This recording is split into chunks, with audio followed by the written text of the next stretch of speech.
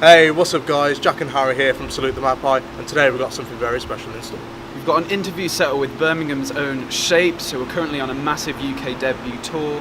Going to ask them a few questions about the upcoming debut album, life on the road, and what the future has in store. So we're going to head to the venue now, so stick around because it's going to be great. Hey, what's up guys? It's Harry here from Salute the Magpie. Today we've got something rather special for you. Here sitting with me is the guys from SHVPES, Harry and Griffin. What's up? So pretty exciting times for you right now. You're just about to hit you're on the road now with your UK tour. You've got Pain, Joy, Ecstasy, Despair hitting tomorrow. How are you guys feeling right now? I'm fucking pumped, man. It's pretty surreal, really, to finally be here and be doing the headline tour and have like the hometown show for these guys. Obviously, I'm not from Birmingham, but yeah, we're over the moon excited. We've got a big old after party tonight. Album's out at midnight. It's all come together. Yeah, it doesn't even. It's really weird because it only feels like yesterday that we can't write. Right, let's buckle down and properly start writing it. And now we're at the point where like it's about to be open to the world, which is it's nerve-wracking, but it's double really milestone exciting. for you guys. Debut tour and also debut album. Yeah. Yeah. And debut after party. Debut after party. Yeah, we've never done that before. So guys, the writing process. Did the songs for this album, did you set aside a specific amount of time? Did you like, this is going to be our writing period, or did it like just come together all as one? We were kind of originally we were saying, what was it, like October or November last year? Yeah, that's what I meant before about how it only feels like yesterday we properly buckled down, because we did do a few things and stuff and we've been a bit slack with it really, so we kind of gave ourselves a kick up the ass and we're just like, right, let's properly do it.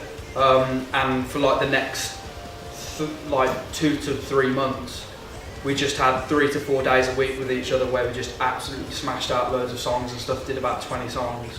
I think we got to like October when we were kind of hoping to have it done and it just didn't feel ready yet. We had a load of songs, had enough to do an album, but they weren't the right tracks, weren't enough. Well, you need to have, for your debut album, you need to have the perfect, all feel good, everyone needs to feel exactly on the same level when you... Totally, so to be honest, it wasn't until around, like, when we went into the studio, we actually did the first round of pre-production and we were still writing. There's a track that didn't go on the album that was a really strong contender, but we were actually still writing that kind of just before we went into the studio, so we were pretty much writing right up until the day that we went in January. Well, we've already heard a few songs from the album. We've got Skin and Bones, which you released just a few days ago. Absolute banger of a track. Say pretty ambitious for you guys as well. It's sounding huge as well. Heard False Teeth, 2 Minutes of Hate. Your title track Shapes, which was released almost 2 years ago now. If you can fucking believe that. Yeah, no, that is a very strange thing. People still love that tune as well. Yeah. So, Yeah, it's got to be a top contender for like favourite on set as well. I really enjoy playing live. I just think because we've played it so much live, we play it really shit now. Yeah, now it's gotten to the point where we just want to play the new stuff, but at the same time, it's all about like people who are into us are going to want to hear that song at this moment in time. So until we've had like everyone's got familiar with the album and stuff, It goes off live, so it's everyone loves it live, so it's really good. You can hear quite an evolution of your like sound as well from that track to the sort of stuff you're going on now. I can hear like some like Cypress Hills and Rage Against the Machine thrown in there. Yeah. Like, what would you say is like influenced you mainly for this album right now? To be honest, kind of indirectly, I'd say Rage and Cypress Hill and like the Limp Bizkit sort of stuff. Like that was kind of the music I personally grew up listening to. Like that's like the music that when I first started like getting an iPod, that'd be the shit. I was on LimeWire downloading. Singing along to break stuff in your room. Exactly. Things Yeah. over and... Fucking telling my mum to go suck herself. No, I'm joking. Yeah. So it wasn't like we were listening to loads of that when we were doing the album. We were kind of listening to other stuff. But I'd say it just kind of felt natural. Like when we decided to change the name and change the sound and everything, there was a big push. And we all spoke about taking it in a bit more of a direction that we actually listen to the music in. You know, we don't listen to just straight metalcore, and so we didn't want to make that anymore.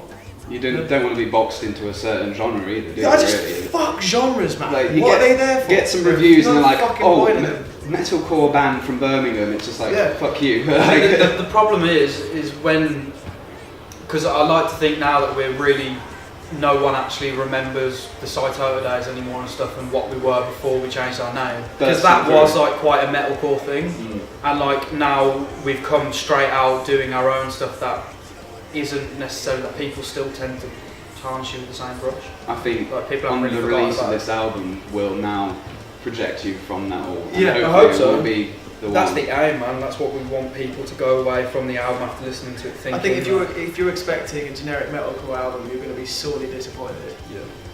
And then some people will be ecstatic about that as well. Yeah, So, I hope so, but it ain't metalcore.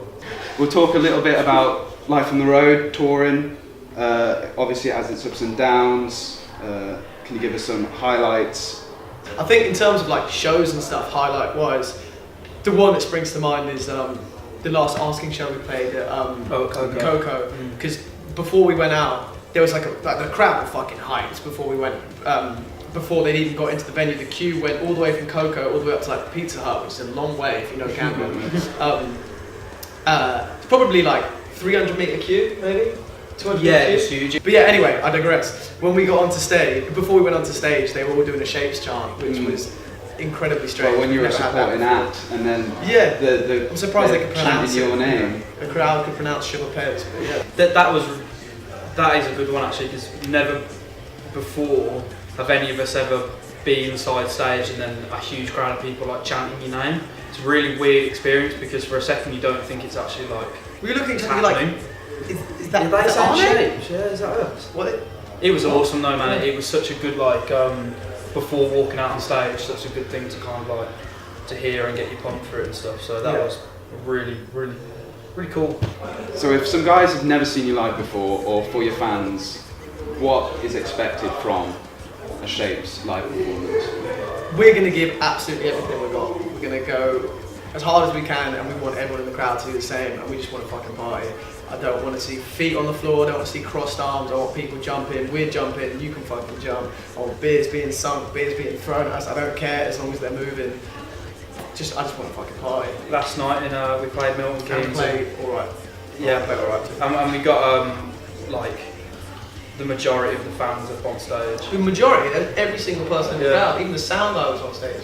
That's true actually. It was every single I person. just not let a single person. I couldn't in see. the There was crowd just people not be on right in stage. front of me. There's a Like, wall sat of on death stage. on Let's stage. see.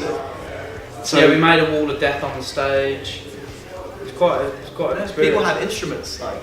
Yeah, we just gave out our spare guitars and stuff. to people. Communist band. Yeah, we're just a band of Exactly. people. You know, we love everyone.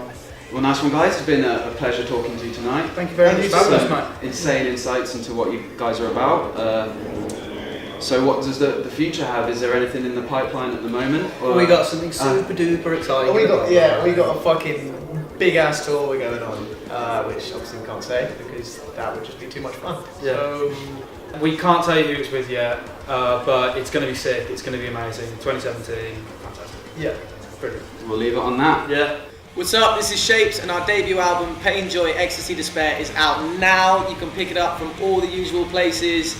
Get involved. We fucking love you to do it.